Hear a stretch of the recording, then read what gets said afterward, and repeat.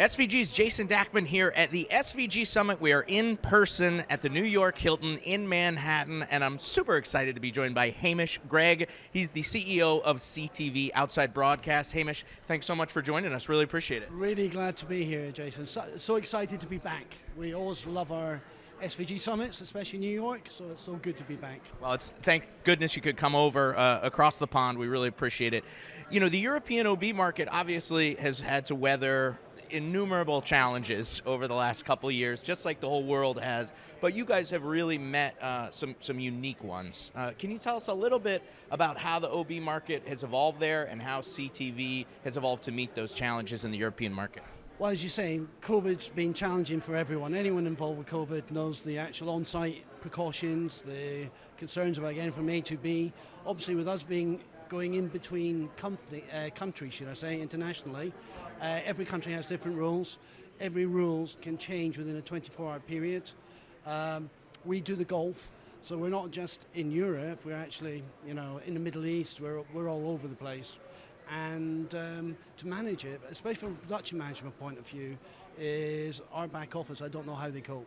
I know that there is challenge after challenge, getting the paperwork right, making sure everyone has the right tests, making sure what all the different rules are in different countries. Some require a PCR test, some require a rapid flow, some require a test before you arrive, some tests when you're there every day, some require PCRs on return. You have to get the flights out, we have actually changed it from flying. Gulf, we used to fly everywhere, but now we've actually looked at people driving. If the journey's something like 300 miles, 400 miles, we used to get people their own cars, and they'd take a little road trip. And that was really to prevent the spread of it, in the sense of you're in a train, you're in a plane, much more likely to get tagged, and thus 10-day isolation.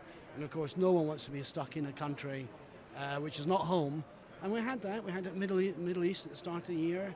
In fact, one ironic story is we sent someone out to Dubai to quarantine to then go on to Saudi. On the last day of his quarantine, he contacted COVID.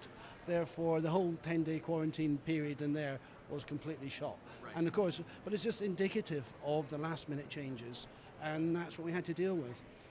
You have to predict the unpredictable at this point, right? It's not exactly possible. All part of the fun.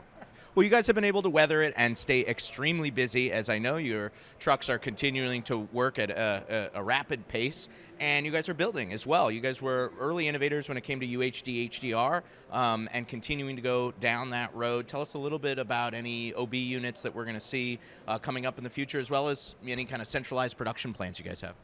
Well, currently at our base, you know that in 2020 or 2019? We lose track with COVID, I know. Yeah, it was a year and a half ago when it launched for the golf tour. Yeah. 2019. We had, with our sister company, part of EMG UK, Telegenic, we had to provide remote centres to get the Premier League, the football, up and running. So we built 2 in 2 months, which is actually really quite easy for us because we do a lot of fly packs. So for us, it was just put a fly pack. We'd already arranged connectivity as part of our long-term plans at base, and so we got 2 complete galleries up and running. But we use a remote surface model. So the truck is still on site, the vision mixers on site, the EVSs are on site, and it's just really remoting surfaces for the EVS operators, for the production team, the vision mixer, etc., etc. Sure. And then it grew, so we ended up having a 3rd another couple of weeks later, and then in the summer we needed a 4th, and then we expanded into Simply Live. So we now have, at our base, we have 4 remote galleries and 4 Simply Live galleries.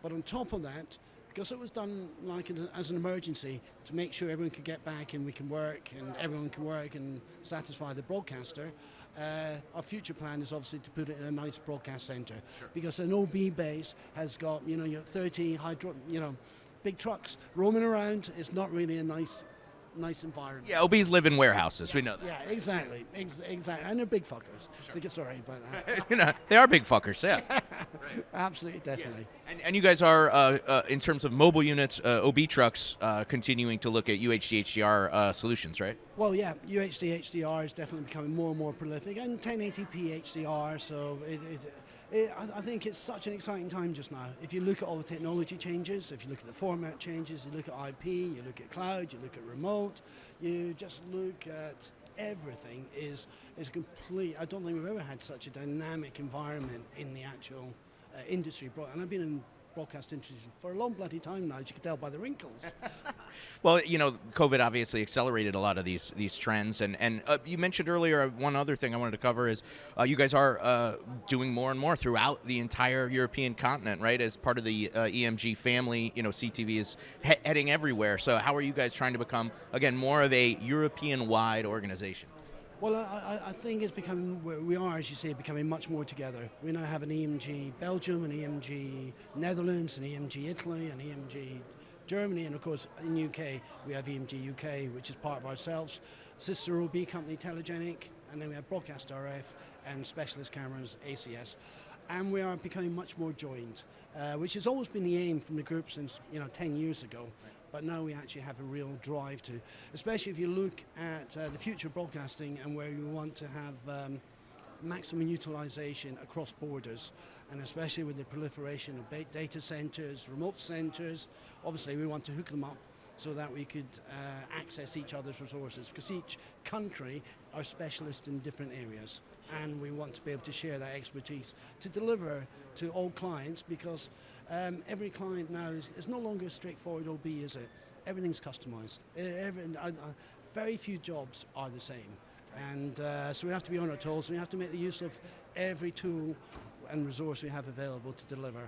And just now, with crew being a nightmare, and I mean, we get into situations now where we just can't take on jobs because you have either no kit or no crew. Right. And as an OB, that's something which you've never done in our over 30 years of history. We've never had to say we can't do or we can't subcontract or something, but across the board, massive crew shortage and a massive, well, not so much a resource shortage, but the right resource. Sure. And of course, going forward, we'll be looking at, we're starting the build process of, we have some small HD remote trucks, but we'll be looking at building future-proof ones on the UHD HDR. Sure. Yeah, and like you said, the crewing challenges, the resource challenges, you guys have faced innumerable challenges over the last few decades. I'm sure that we'll figure out this one with technology, most likely, and a passionate user base as well. So, Hamish, always appreciate you coming across the pond. Thanks so much, and hopefully we'll be able to see you on the other side of the pond sometime soon. I certainly hope so. Thanks again, Jason. Really appreciate it. Jason Dachman from the SVG Summit in New York City.